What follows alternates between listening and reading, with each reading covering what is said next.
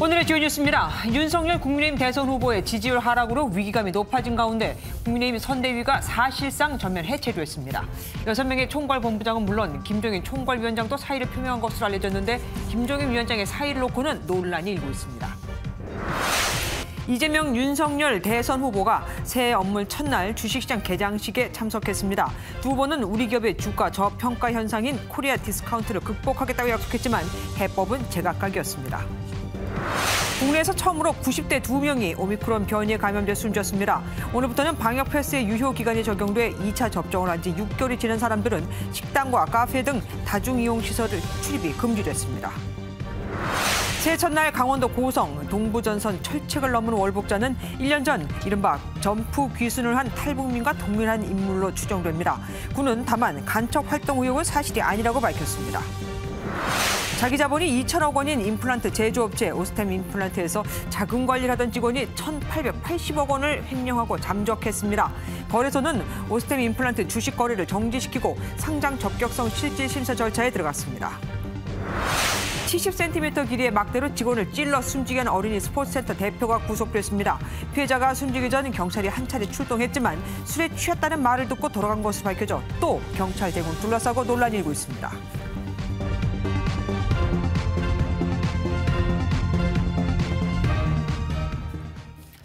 국민의힘에 오늘은 그야말로 격동의 하루였습니다. 각종 여론조사에서 민주당의 오차범위 밖에서 뒤지는 것으로 나오자 선대위 지도부 총사퇴라는 초강수를 뒀거든요. 이를 미리 인지하지 못했던 윤석열 대선 후보는 행사장에서 급히 일정을 마무리했고 국민의힘 지도부는 모든 당직을 내려놓기로 했습니다. 이 소식 차근차근 전해드리도록 하겠습니다.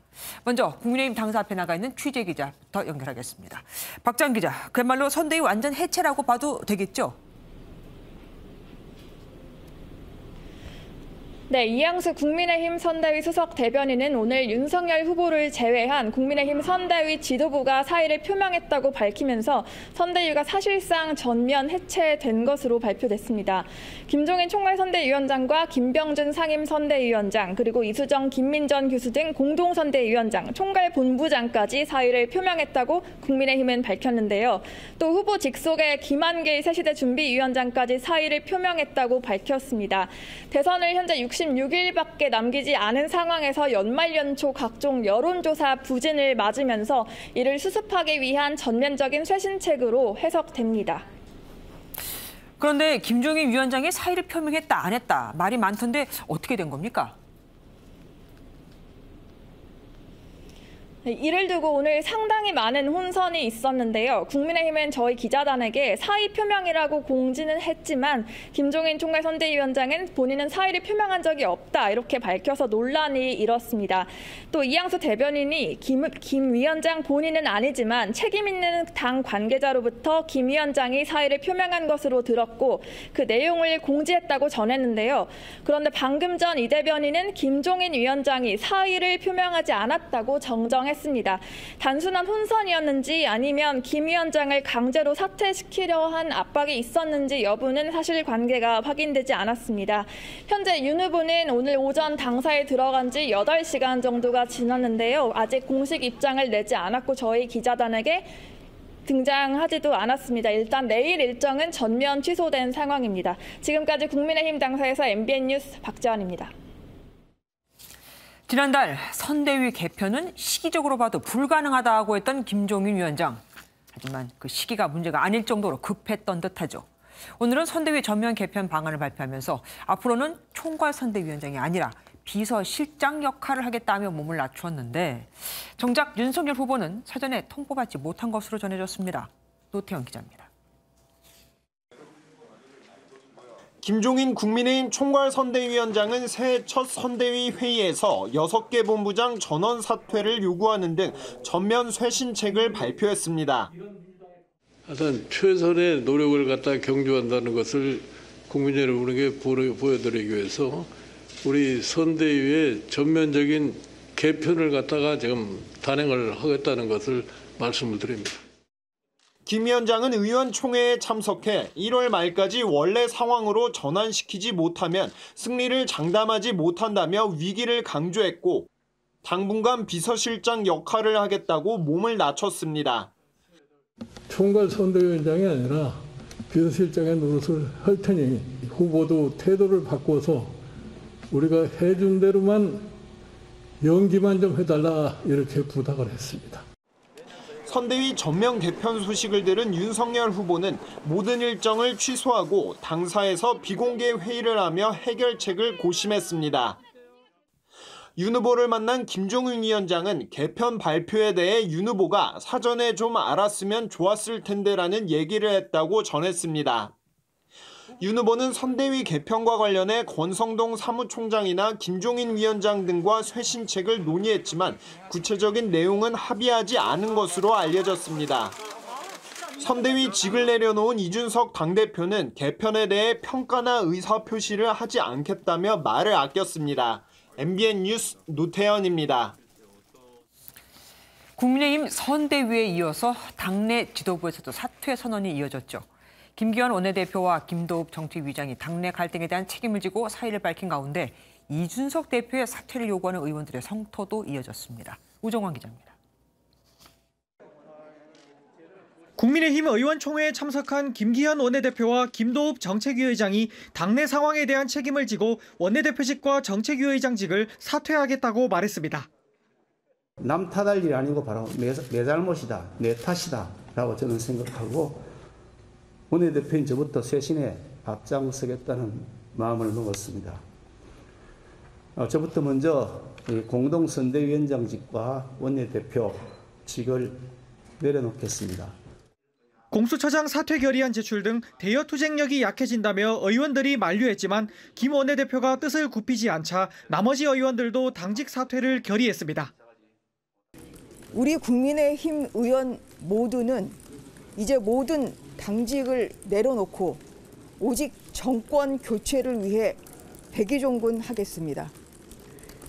한 사람 한 사람이 각자의 자리에서 사선을 지킨다는 각오로 뛰겠습니다.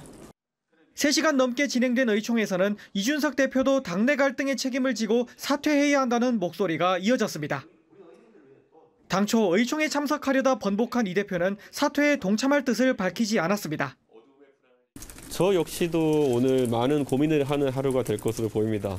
여러 가지 상황에 대해서 여러 경로로 보고 듣고 판단하는 과정을 거치겠습니다.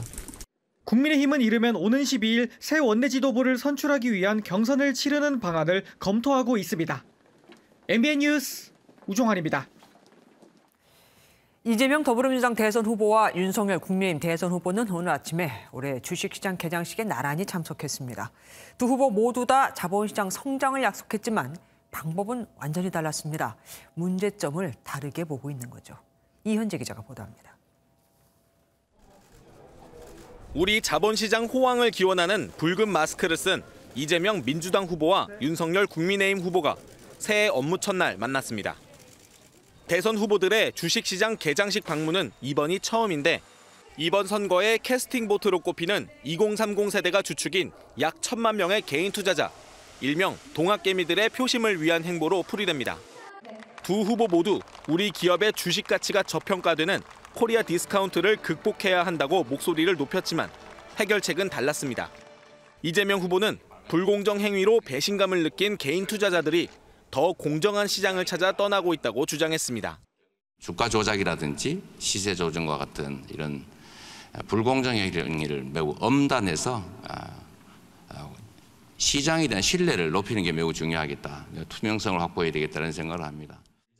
자신의 주식 투자 경험을 털어놓기도 한 이 후보는 시장을 믿고 저평가 우량주에 투자하라고 말했습니다. 윤석열 후보는 포퓰리즘과 반기업 정서가 기승을 부리고 있다며 정치 경제 시스템의 개선을 촉구했습니다. 노후 대비 자금이 자본시장에 투자되어 그 결실을 국민들이 고스란히 누릴 수 있도록 관련 제도와 세제 혜택이 잘 정비되어야 할 것입니다. 윤 후보는 해외 투자자가 장기 투자할 수 있도록 선진 시장에 걸맞는 외환 제도가 구축돼야 한다고도 덧붙였습니다. MBN 뉴스 이현재입니다. 국민의힘의 내홍으로 몸값이 높아진 안철수 국민의당 대선 후보는 법률가 리더십만으로는 미래를 볼 수 없다며 윤석열 국민의힘 후보를 비판했습니다. 권은희 원내대표는 설 전에 지지율을 역전시킬 거라며 자신감을 드러내기도 했습니다. 원중희 기자입니다. 안철수 국민의당 대선 후보는 이재명, 윤석열 후보 모두 지금보다 더 많은 무능과 오류를 범할 것이라며 싸잡아 비판했습니다. 특히 윤 후보에 대해서는 미래 비전 없이 무조건 정권만 잡으면 된다는 생각을 갖고 있다고 꼬집었습니다. 법률에 따라 과거에 대한 응징만 하는 법률가 리더십만으로는 미래를 볼 수 없습니다. 모르는 것은 보이지 않기 때문입니다. 권은희 원내대표는 단일화와 관련해 1월 중 윤 후보의 지지율을 넘어서는 골든 크로스가 일어날 것으로 예상했습니다.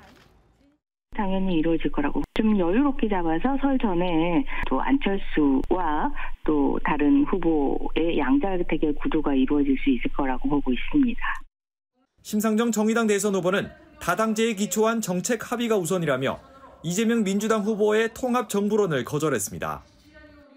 대통령의 선의에 의한 통합 정부는 사실상 기존에 반복돼 오던 인물 발탁에 불과합니다. 심 후보는 대통령의 권한을 줄이고 다당제로 전환하기 위해 오는 6월 지방선거부터 중대선거구제를 도입하도록 노력하겠다고 밝혔습니다. MBN 뉴스 원중입니다.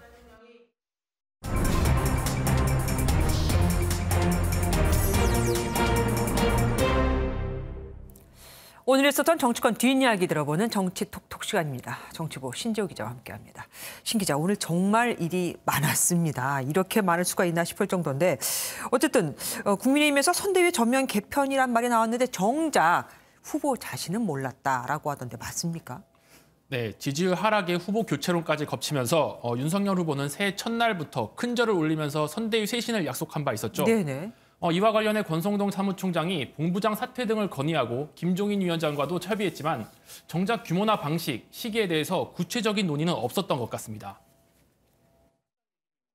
내가 동의를 구할 필요가 없어. 내가 뭐 판단하는 기준에 의해서 내가 얘기를 하는 거지.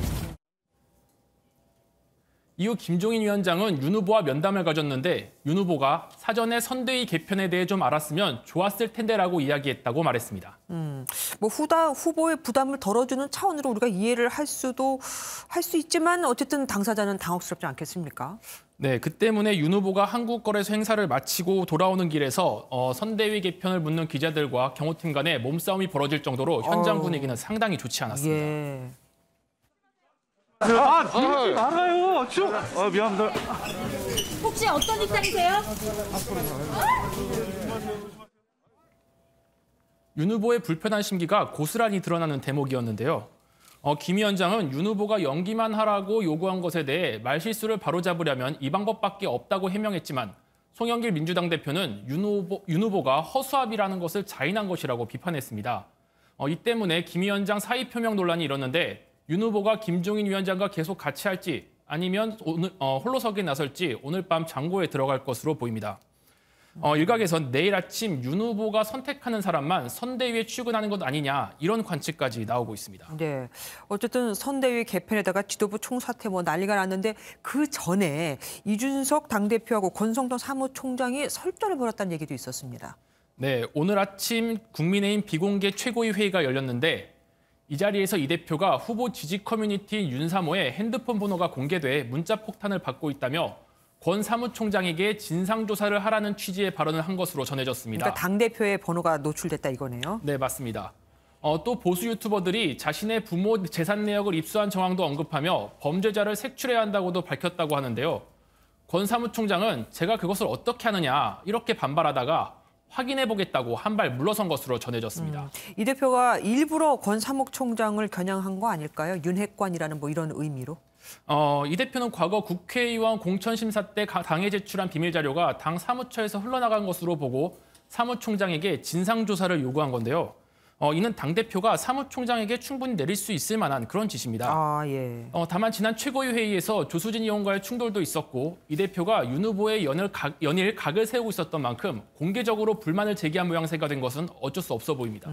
그리고 이준석 당대표하고 갈등을 빚는 것처럼 보였던 그 신지혜 새시대 준비위원회 수석 부위원장 결국 사퇴를 했습니다. 네, 신지혜 부위원장은 윤 후보를 돕기 위해 왔지만 강한 저항은 오히려 당 내부에 있었다며 사퇴 의사를 밝혔습니다. 그러면서 이준석 대표가 자신을 조롱했다며 꼭 집어 비판했는데요. 이 대표는 오해라는 입장입니다. 저는 어떤 경로로도 선대위 관계자나 아니면은 실제 의사결정권을 가진 인사에게 신지혜 위원장의 거취에 대해 가지고 의견을 내지 않았습니다. 윤석열 후보는 2030의 마음을 제대로 읽지 못한 자신의 잘못이라고 자인했고, 김한길 새시대 준비위원회 위원장은 우리 사회 젠더 논쟁이 불러온 유감스러운 결과라고 말했습니다. 네, 사실 지금 국민의힘이 난리지만 기시감이 있습니다. 민주당도 이런 일이 있었잖아요. 선대위 총사퇴하고 뭐. 네, 딱 지난해 11월 중순쯤이었죠. 당시 윤관석 사무총장, 송갑석 전략기획위원장, 조정식 총괄선대본부장, 박홍근 전 비서실장 등이 줄줄이 사퇴한 바 있었는데요. 예. 민주당 사선 우성호 의원은 오늘 오전 한 라디오에 출연해 문제의 원인을 윤석열 후보에게 돌렸습니다. 윤석열 후보의 지지율 하락의 원인이 주로 윤석열 후보 본인 가족, 본인 리더십과 관련되어 있는 것이기 때문에 굉장히 만회가 어려운 그런 상황으로 좀 빠져들고 있는 것이죠. 우 의원은 안철수 후보 지지율에 대해 10% 초반대에서 둔화될 것이라며 단일화를 추진해서 나올 수 있는 지지율 반등 효과에 대해선 미지수라고 말했습니다. 어쨌든 뭐 지금 더불어민주당 입장에서는 호재나 다름이 없으니까요. 예, 여기까지 듣겠습니다. 신재호 기자와 함께했습니다. 임플란트를 만드는 유명 중견기업 오스템 임플란트에서 자금 담당 직원이 2천억 원에 가까운 돈을 빼돌린 황당한 사건이 벌어졌습니다. 회사 자본금의 90%를 넘는 금액인데 이 돈으로 주식 투자를 했습니다. 국내 주식시장에서 특정 종목의 지분 5% 이상을 소유한 투자자는 의무적으로 지분 공시를 해야 하고 재산 규모도 공개되기에 77년생 슈퍼개미로 알려졌던 바로 그 인물입니다. 김태린 기자가 보도합니다. 국내 유명 임플란트 제조업체인 오스템 임플란트가 재무관리 직원 이모 씨를 업무상 횡령 혐의로 고소했습니다. 회사 측이 밝힌 이 씨가 빼돌린 회사 돈은 1,880억 원. 오스템 임플란트의 자기 자본금 2,048억 원의 90%가 넘는 규모입니다. 회사 관계자는 이 씨가 회사의 잔액증명서를 조작해 회사 자금을 개인은행 계좌와 주식 계좌로 이체한 것으로 보인다고 설명했습니다. 해당 직원의 계좌는 동결 조치가 내려진 것으로 보인다며 빼돌린 자금을 회수하는 데에는 큰 문제가 없을 것으로 보인다고 덧붙였습니다. 횡령액 회수에 이제 회사는 만전을 다 기할 생각이고요. 다시 이런 일이 발생하지 않게 제가 이제 재무 시스템 재정비할 거고요. 회사 측에서 횡령 사실을 알아채기 전인 지난달 말, 이 씨는 출근을 하지 않고 잠적한 것으로 전해졌습니다. 고소장을 접수한 경찰은 이 씨의 신병 확보를 위해 이 씨를 추적하고 있습니다. 경찰은 이 씨에 대한 출국 금지 조치와 압수수색 영장을 신청한 것으로 알려졌습니다. MBN 뉴스 김태림입니다. 한국거래소는 거액의 횡령 사건이 발생한 오스템 임플란트에 대해 상장 적격 실질 심사 절차에 들어가면서 거래를 정지시켰습니다. 최악의 경우 상장 폐지도 될 수 있기에 2만 명이 넘는 소액 주주들은 10년 벽두부터 날벼락을 맞은 셈이 됐습니다. 박은채 기자입니다. 한국거래소 코스닥 매매본부는 오스템 임플란트의 횡령 배임 사건이 공시된 오전 8시 35분부터 주식 매매 거래를 중지했습니다. 오스템 임플란트는 시가총액 2조 원이 넘는 코스닥 우량주. 1년 새 3배나 오른 주당 14만여 원에 2021년 증시를 마감했는데 신년 개장일부터 날벼락이 떨어진 겁니다. 자금관리 직원이 거액의 회사 자금을 빼돌린 사실이 공시를 통해 드러나면서 회사 내부는 뒤숭숭한 분위기입니다. 거래소는 이후 15거래일 이내 상장 적격성 실질심사 대상 여부를 검토하는데 대상자로 결정되면 20거래일 이내 기업심사위원회가 열려 최종 제재 여부를 결정합니다. 연장 가능성과 서류 제출 기간까지 포함하면 2개월 이상 거래 정지 상태가 이어질 수 있습니다. 기심의 결과에 따라 거래 재개 또는 상장 폐지, 개선 기간 부여 여부가 결정됩니다.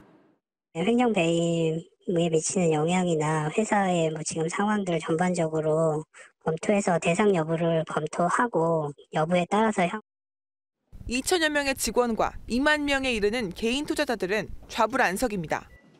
주식 많이 갖고 계신 분들은 그럴 수 있을 것 같은데. 주식 토론방에서 구멍 가게도 아니고 자본의 90%를 횡령한다는 게 말이 안 된다. 새해 첫날부터 멘붕이라고 성토했습니다. 오스템 임플란트는 외국인 비중이 45%에 달하고 연기금도 지난해 282억 원 순매수한 것으로 알려져 주식거래 정지만으로도 국내 상장 기업 신뢰도에 큰 타격이 될 전망입니다. MBN 뉴스 박은채입니다.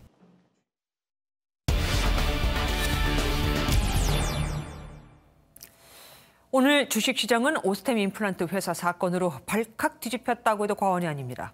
경제부 손기준 기자와 이 사안에 대해서 뉴스 추적해 보겠습니다. 손 기자, 이 천문학적인 횡령을 저지른 자금 담당 직원이라는 분이 세간의 슈퍼 개미로 알려진 사람이라면서요. 예, 우선 2달 전 공시를 한번 보시면 좋을 것 같습니다. 지난해 10월에 이모 씨가 반도체 관련 회사인 동진세미캠의 주식 약 392만 주, 지분 7.6% 이상을 1,430억 원에 사들였다고 공시했습니다. 그러니까 개인이 그런 거죠? 예, 개인이 그런 겁니다. 5% 이상 주식을 샀을 때는 공시를 해야 그러니까요. 근데 이 공시에 주식을 산 돈이 투자 이익에서 나왔다고 밝혔고 77년생에 사는 지역까지 이렇게 밝혀졌는데 이 때문에 당시에 슈퍼개미로 큰 화제가 됐었습니다. 또 지난해 말에는 이 슈퍼개미가 지분 1% 정도를 남기고 매각했다는 공시를 새로 내놓았는데 왜 팔았을까 하는 궁금증이 당시에 돌았었습니다. 예. 그런데 오늘 회사 돈을 횡령한 직원과 이 슈퍼개미의 이름 및 생년월일이 일치한 것으로 밝혀졌는데 횡령 액수와 투자 금액 크기도 엇비슷해서 사실상 동일인으로 추정되고 있습니다. 예. 금융당국에서도 크게 부인하지 않고 있습니다. 네, 회사에서 그러니까 횡령한 돈으로 주식에 투자를 했다 이건데 어떻게 뭐 이익은 좀 봤습니까?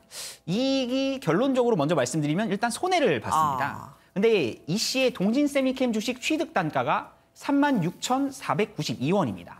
약 36,500원인데 그리고 같은 해 11월 18일부터 12월 20일까지 6차례에 걸쳐서 지분 1%를 남기고 처분을 했는데 매도 평균 단가가 약 34,000원입니다.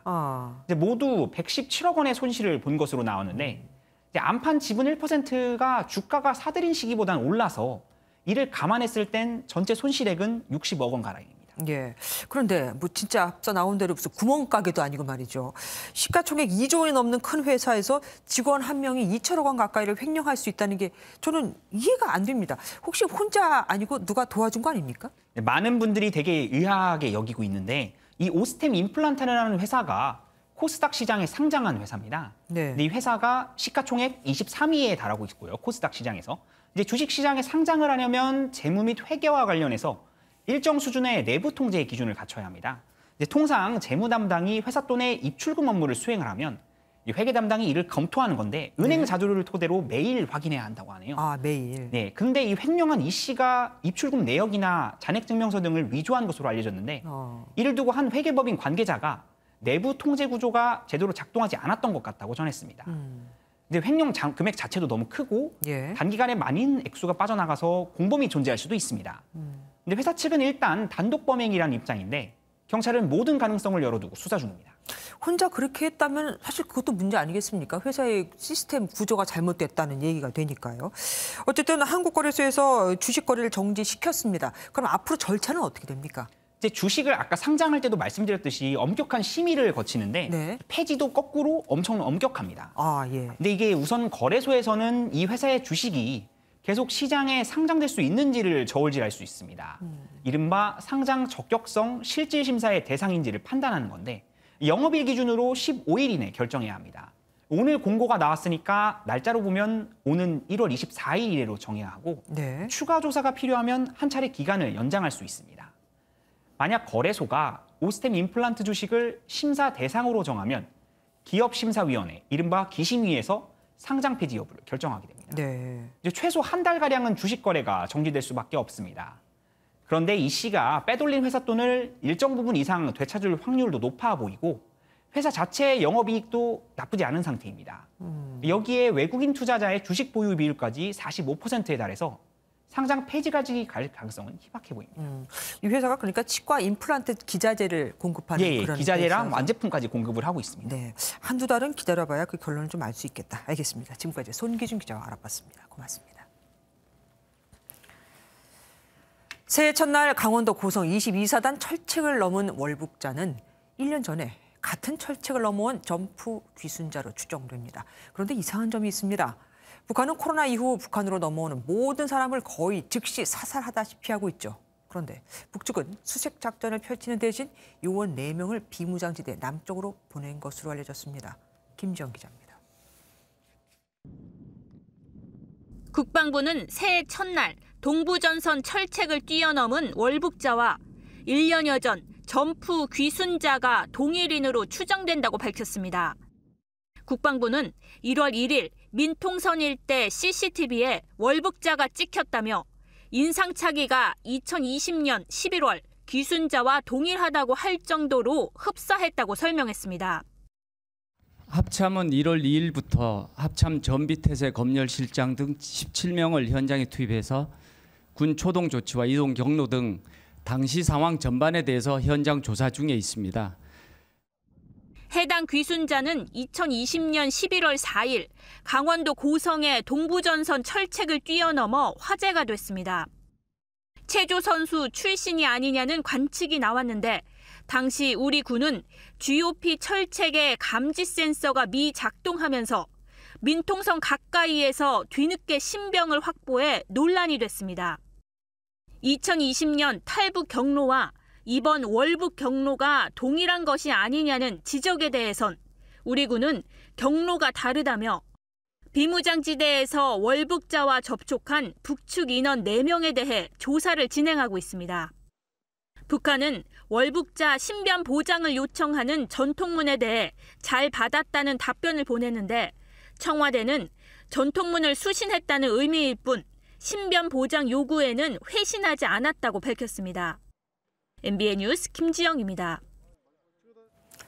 일각에서는 월북자의 움직임과 북한의 대응을 보면 단기 목적 수행을 위해서 남한으로 내려왔다가 월북한 것으로 추정된다. 그러니까 간첩 활동을 하고 돌아갔다는 의혹도 나왔지만 군은 사실이 아닌 것으로 판단한다고 밝혔습니다. 한편 월북자로 추정되는 김 씨는 남한에서 청소용역원으로 근무하면서 평소 생활고를 호소했던 것으로 알려졌습니다. 이어서 강영호 기자가 보도합니다. 2020년 11월 탈북한 김 씨는 지난해 7월 탈북민 정착기관인 하나원을 수료했습니다.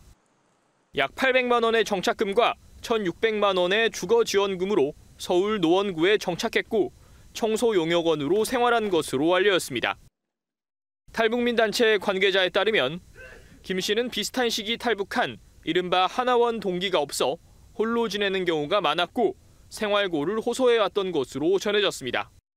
탈북민들이 제일 어려운 게 이제 한국에 와서 이제 5년 제일 어려워요. 북한은 조직 집단 체제고 조직 생활하던 사람들이 이제 한국에 오면 이게 너무 외로운 거예요. 일각에선 김 씨가 임대 보증금을 되찾거나 러시아 여행 방법 등을 문의하는 등 재입국 징후가 있다는 담당 경찰의 보고가 묵살됐다는 의혹도 나왔습니다. 귀순한 지 1년 정도 된 김 씨가 다시 재입국하며 불거진 간첩 의혹에 대해선 정보당국은 사실이 아닌 것 같다며 선을 그었습니다. 2010년 이후 재입국한 탈북자는 최소 30명 정도로 추정됩니다. 초기에 정착을 좀 더 두툼하게 이제 해야 되는 것이죠. 하나원 교육만으로 이제 탈북민이 대한민국에 정착하기는 어려운 구조이고요. 최소한 1년은 사회에서 바로 설 수 있는 프로그램이 탈북민 지원 시스템의 보완과 더불어 사회인식 개선이 시급하다는 지적이 또다시 제기됩니다. MBN 뉴스 강영호입니다. 다세대 주택에서 불이 나 4층에 있던 40대 부부가 창문으로 뛰어내렸지만 남편은 숨지고 아내는 크게 다쳤습니다. 2층에 사는 남성이 불을 지른 것으로 추정되는데 최근에도 복도에 불을 질렀었다고 합니다. 경찰이 이 용의자를 추적하고 있습니다. 윤기란 기자가 보도합니다. 술에 취한 듯한 남성이 비틀거리며 건물 밖으로 나갑니다. 잠시 후 복도 안이 뿌연 연기로 가득 찹니다. 2층에선 시뻘건 불과 함께 검은 연기가 솟구치고 4층 발코니에서 밖을 바라보던 주민이 놀라 방으로 들어갑니다. 오늘 새벽 0시 10분쯤 안산의 한 다세대 주택 2층에서 불이 나 10여 분 만에 꺼졌습니다. 나무 같은 걸 집어 던지는 것 같은 소리가 나요. 술 취한 사람이 그러거니라고 했는데 창문을 열어서 보니까 앞집에서 불이 나요.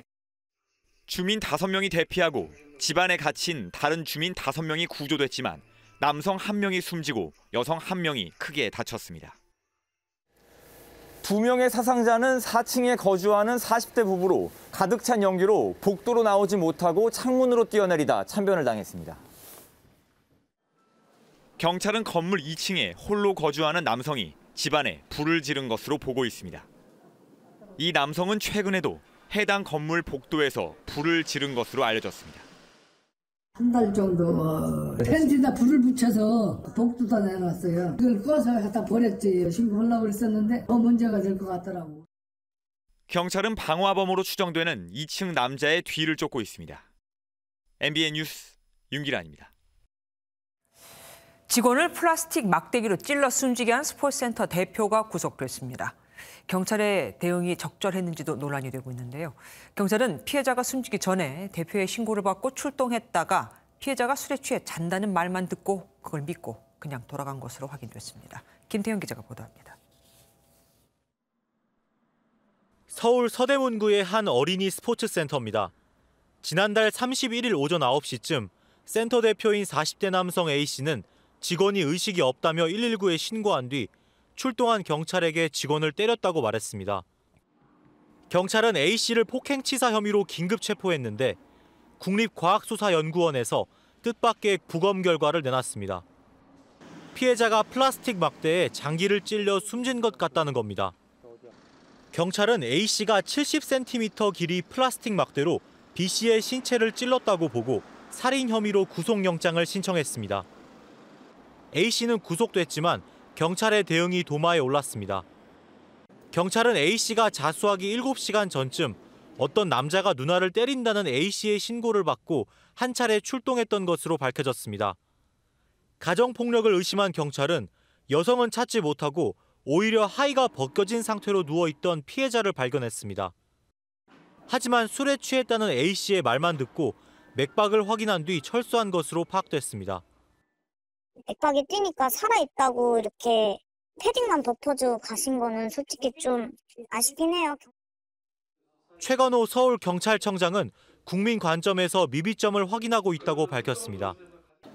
경찰은 구속된 A씨를 상대로 휴대전화 포렌식 등을 통해 구체적인 범행 동기를 파악하고 있습니다. MBN 뉴스 김태형입니다.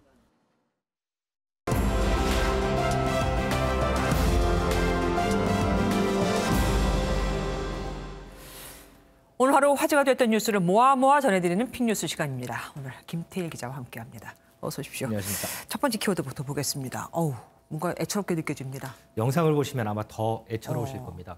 지금 영상이 보이실 텐데요. 귀여운 강아지 한 마리가 보이실 겁니다. 그런데요, 이 강아지가 있는 곳이요, 바로 빙판입니다. 예? 거기다가 이 큰 돌에다가 밧줄로 묶어놔서요. 지금 오도 가도 못하는 그런 상황입니다. 아니, 강아지가 왜 저기 있는 겁니까? 이 목격자에 따르면요, 한 남성이요, 이 강아지를 이렇게 묶어놓고서 사라져버렸다고 하는데요. 어머나. 그러면서 이 추위에 이 강아지를 이렇게 묶어놓고 간 의도가 궁금하다면서 이 목격자가 분노를 했다고 합니다.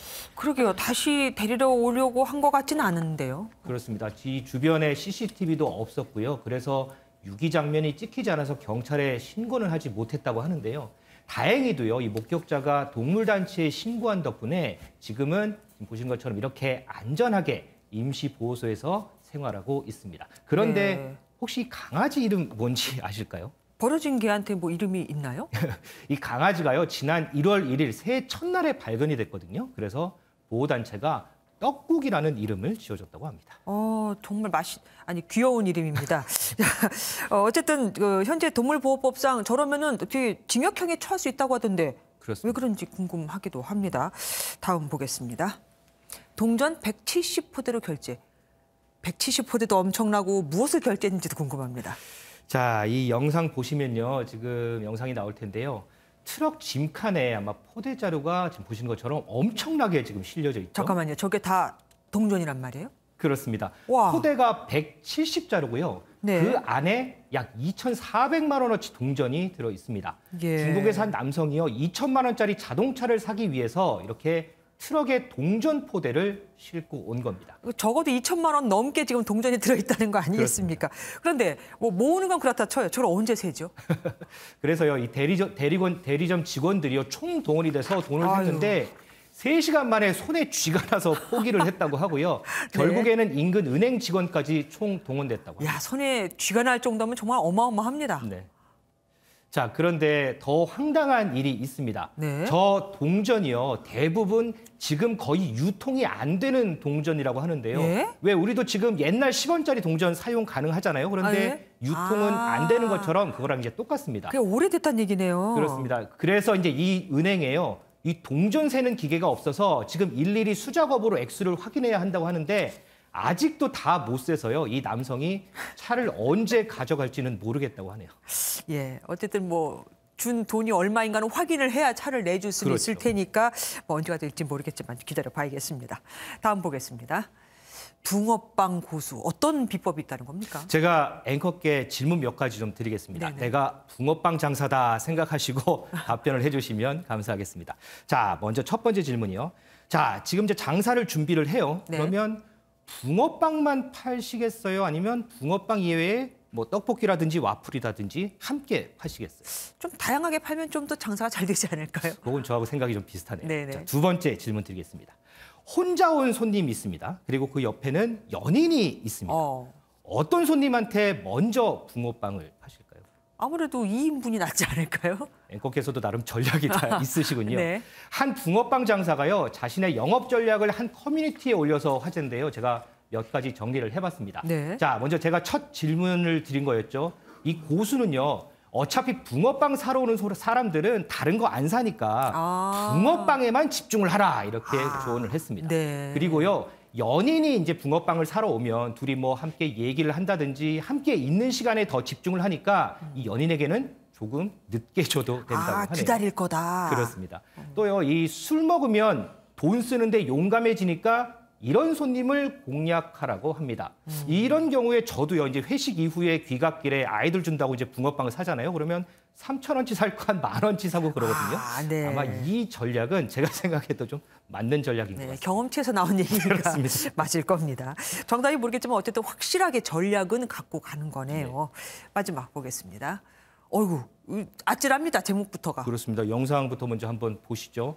자, 영상 보면 사람들이 어디에 갇혀 있는데요. 이 갇혀 있는 곳이 바로 케이블카 안입니다. 어이구. 자, 미국 뉴멕시코주의 해발 3,000m 산 정상에서요, 지난 2021년 12월 31일 밤 10시쯤에 케이블카가 고장으로 멈춰 섰습니다. 그러니까 사흘 전이네요. 그렇습니다. 즉시 신고를 했는데 당시에 눈보라가 엄청 쳐서요, 경찰이 산 정상까지 오는데 4시간이 걸렸고요. 결국 구조에 12시간이나 넘게 걸렸다고 합니다. 그러니까 쉽게 말하면은 케이블카 안에서 새해 맞이를 한 거네요. 그렇죠. 그런데요, 이렇게 무서운 상황에서도 사람들은 긍정적으로 생각을 한 것 같습니다. 이 케이블카가 곧 정상적으로 작동하겠지 하고 생각해서요, 이 안에서 다 같이 해피 뉴 이어 이렇게 외치는 동영상도 찍었다고 하고요. 네. 그런데 이제 점점 이제 구조 시간이 길어지니까요, 그제서야 모두 공포감을 느꼈다고 소감을 전하기도 했습니다. 예, 그러니까 뭘 모를 때가 좋았던 거네요. 여하간 공포의 새해맞이였겠습니다. 새해맞이 픽뉴스 김태일 기자와 함께했습니다. 고맙습니다. 오늘부터 식당과 카페 등 다중이용시설에서 방역패스 유효기간이 적용되면서 2차 접종을 하고 6개월이 지난 사람들은 이용이 제한됐습니다. 식당에 들어서서 QR코드를 찍을 때 기간이 지났거나 미접종자는 소리가 나는데 원래 삑 소리였다가 사람들의 불만에 소리가 바뀌었습니다. 정태진 기자가 현장 모습 취재했습니다. 점심시간 서울 중구의 한 음식점입니다. 여기 QR코드 좀 부탁드릴게요.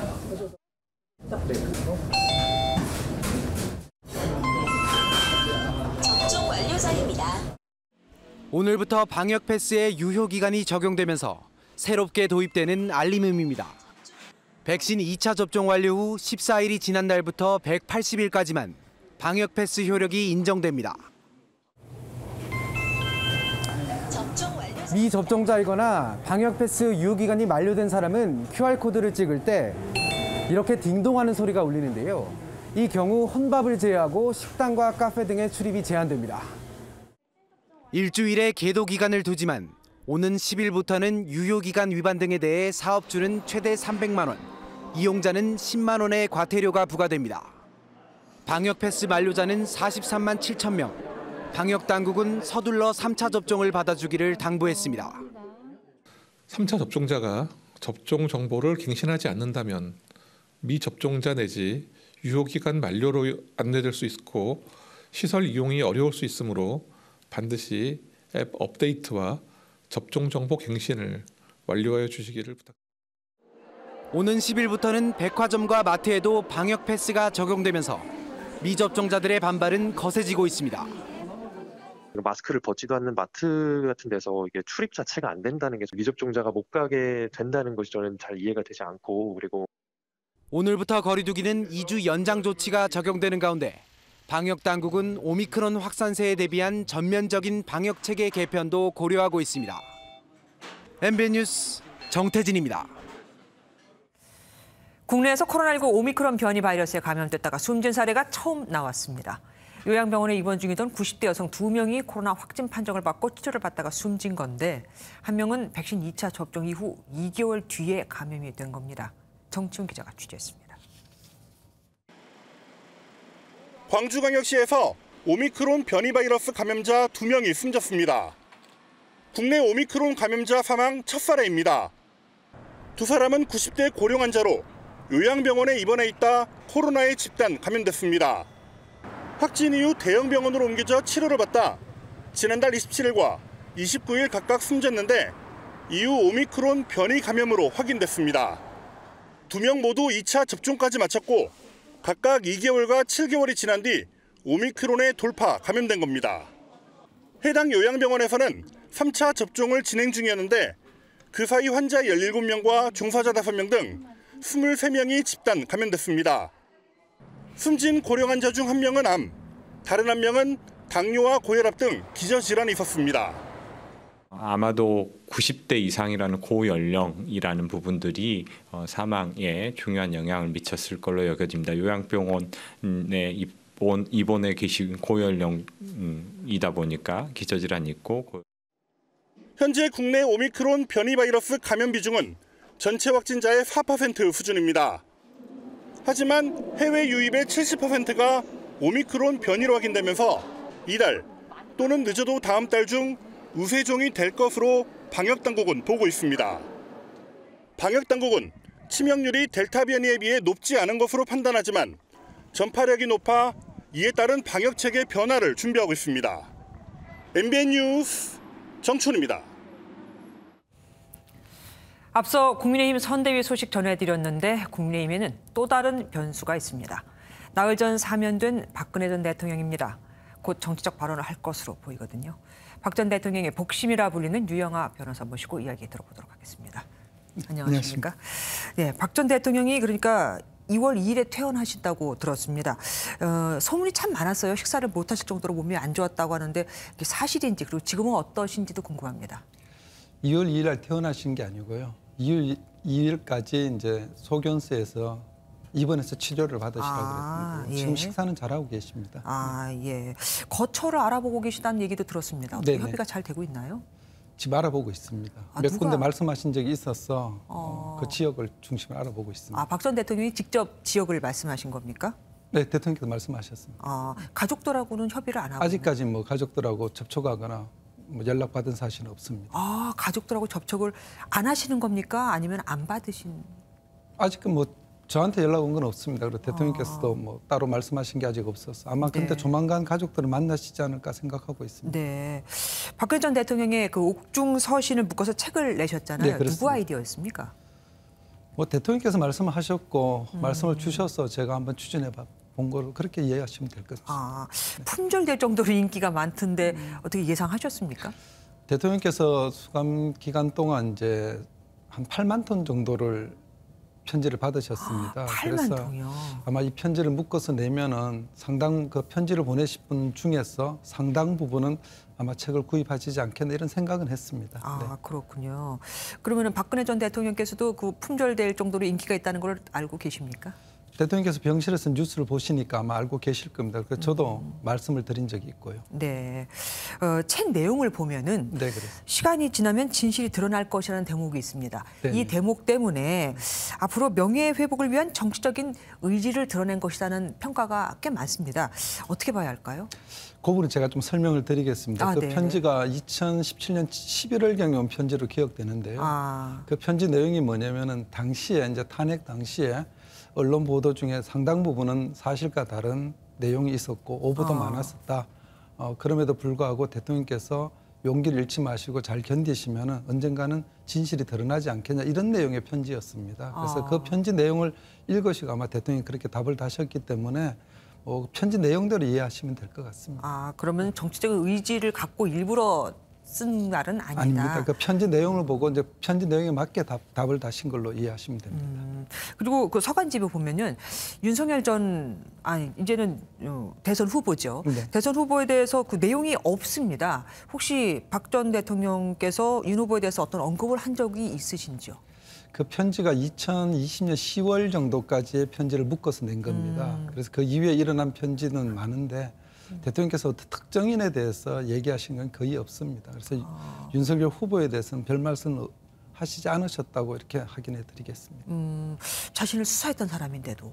뭐 아직까지 말씀이 없으셨습니다. 박영수 특검에 대해서도요? 그렇습니다. 뭐 일부 정치인에 대해서 대통령께서 말씀하신 게 있는데 그건 제가 언급하는 게 적절치 않다고 봅니다.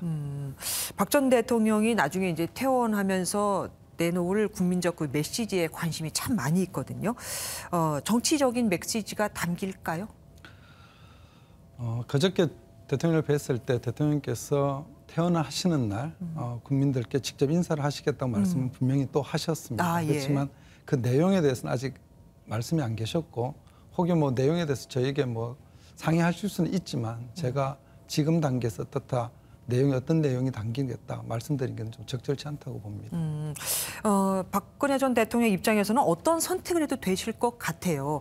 그러니까 윤석열 후보를 지지하지 않아도 뭐 당연하다. 당신을 수사했던 사람이니까 이해한다라는 입장도 있을 것 같고 만약에 정권 교체를 위해서 지지한다고 하면 또 대인배로서 정치 재개를 하는데 어떤 또 밑바탕이 될 수도 있지 않겠습니까? 지금은 대통령께서 몸이 많이 쇠약해지셔서 뭐 제가 볼 땐 치료에 전념하셔야 될 것 같고요.